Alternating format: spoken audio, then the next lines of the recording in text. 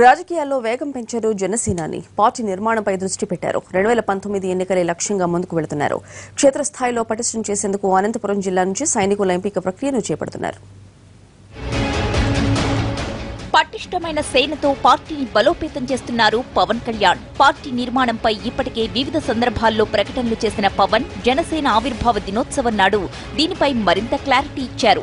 అనంతలో జరిగిన సభలో ఇక నుంచి పార్టీ నిర్మాణంపై దృష్టి పెడతానని కూడా చెప్పారాయన. అంతేకాదు 2019లో జరిగే ఎన్నికల్లో పోటీ చేస్తానంటూ అభిమానులకు, జనసేన పార్టీ కార్యకర్తలకు చెప్పారు. దీంతో ఇప్పుడు పార్టీ పటిష్టతపై ఆయన కసరత్తు ప్రారంభించారు. క్షేత్రస్థాయిలో ప్రజా సమస్యలపై పోరాటంలో యువతను భాగస్వామ్యం చేయాలని పవన్ కళ్యాణ్ నిర్ణయించారు. వారికి పెద్దపీట వేస్తానని చెప్పిన జనసేనాని అందుకు అనుగుణంగా కార్యక్రమాలు కూడా రూపొందిస్తున్నారు. ప్రజా సమస్యలపై పార్టీ తరపున వాణిని వినిపించేందుకు జిల్లాల వారీగా జన సైనికులను నియమించే పనిలో పడ్డారు.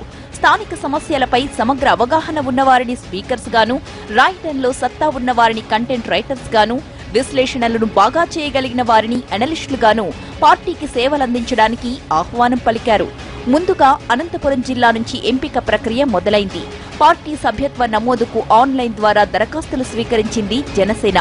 పార్టీలో భాగస్వామ్యులయ్యేందుకు 3600 మంది దరఖాస్తు చేసుకున్నారు. 3 రోజుల పాటు జరిగే ప్రక్రియలో నిన్న తొలి రోజు స్పీకర్స్ ను ఎంపిక చేశారు. ఇవాళ రైటర్లు, రేపు అనలిస్టులను ఎంపిక చేయనుంది పార్టీ.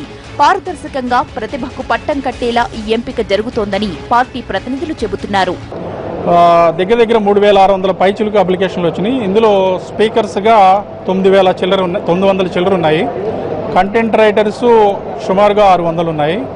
అలాగే అనలిస్టులకు 2000 వరకు ఉన్నాయి. అంటే దాదాపు అన్నీ కలిపి 3600 అప్లికేషన్లు వచ్చినాయి. చాలా ఇక్కడికి వచ్చిన అభ్యర్థులు కూడా చాలా ఆశాజనకంగా ఉన్నారు. చాలా చక్కగా మాట్లాడుతున్నారు. ఈ కార్యక్రమాన్ని తలపెట్టినందుకు ఇక్కడ వచ్చిన స్పందన మాకు చాలా సంతోషాన్ని ఇస్తుంది. ప్రజల నుంచి సూచనలు స్వీకరించడానికి కూడా ఈ వెబ్సైట్ ను వేదికగా మలుస్తున్నారు.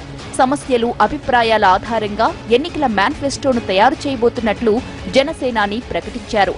ప్రజా సమస్యల పరిష్కారమే జనసేన అంతిమ లక్ష్యమంటోన్న పవన్ వాటిపై ప్రత్యేక దృష్టి సారించారు.